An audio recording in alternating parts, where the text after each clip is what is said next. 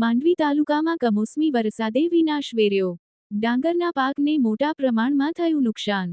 ધારાસભ્ય કુંવરજી હળપતિ જાતે પહોંચ્યા નિરીક્ષણ કરવા.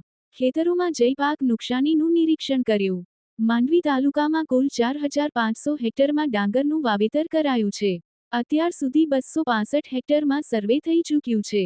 મોટા પ્રમાણમાં ખેડૂતોને ડાંગર, શાકભાજી, બાગાયતી પાક, શેરડીમાં મોટા પ્રમાણમાં નુકસાન. તાલુકાની 6 ટીમો હાલ સર્વેની કામગીરી કરી રહી છે. ધારાસભ્યએ મુખ્યમંત્રીને પત્ર લખી ઝડપી વળતર ચૂકવવા માંગ પણ કરી. જગદીશ ભરવાડ, ન્યૂઝ 14 માંડવી. માંડવી 157 વિધાનસભાના અમલસાડી ગામના ખેડૂતોને વહારે હું પોતે 108 તરીકે પધાર્યો છું. જે વરસાદ પડ્યો છે ને તેને કારણે માંડવી 157 વિધાનસભામાં જે મારા આદિવાસી ખેડૂતો છે તે મોટાભાગના 85% ખેડૂતો આવેલા છે. એની સાથે સાથે કેટલાક ઉજળિયાત ખેડૂતો છે એમને પણ નુકસાન થયું છે. ખાસ કરીને ડાંગર અને શાકભાજીના પાકોમાં વધુ નુકસાન થયેલું હોય. મુખ્યમંત્રીનો આભાર પણ માનું છું કે સાથે સાથે એમણે તાત્કાલિક મારા જેવા ધારાસભ્યો અને અધિકારીઓને સૂચના આપી છે કે તાત્કાલિક એનું સર્વે કરવામાં આવે. અને ગઈકાલથી અમે સર્વે કર્યું છે અને તેમાં લગભગ માંડવી તાલુકામાં 265 હેક્ટર જેટલી જમીનનું અમે સર્વે પણ કરાવી દીધું છે.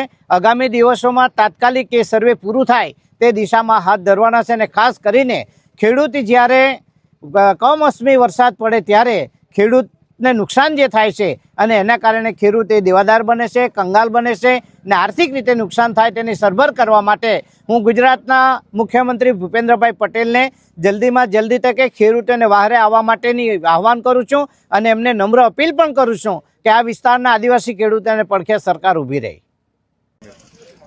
આર.એલ. સોલંકી, ટીડીઓ માંડવી. સાહેબ, આશરે કેટલો વરસાદ હતો, કેટલા વીઘામાં ડાંગર અને અન્ય પાકોને નુકસાન થયું છે? વર્તમાનમાં જે કમોસમી વરસાદના કારણે જે પરિસ્થિતિનું નિર્માણ થયું છે એના કારણે જે માંડવી તેમજ અરેઠ તાલુકામાં ટોટલ 4500 હેક્ટર જમીન જે હતી એમાં પાક સર્વે તાલુકા કક્ષાની ટીમ દ્વારા પાક સર્વે શરૂ કરવામાં આવેલ છે, પાક નુકસાની સર્વે. અને એ સર્વેની કામગીરી 5 દિવસ ચાલશે.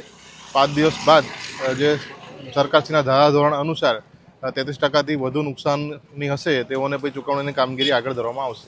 સાહેબ, તાલુકાની કેટલી ટીમો સર્વેમાં લાગી? ટોટલ 6 ટીમો છે. તાલુકા કક્ષાએ 6 ટીમો બનાવવામાં આવેલ છે.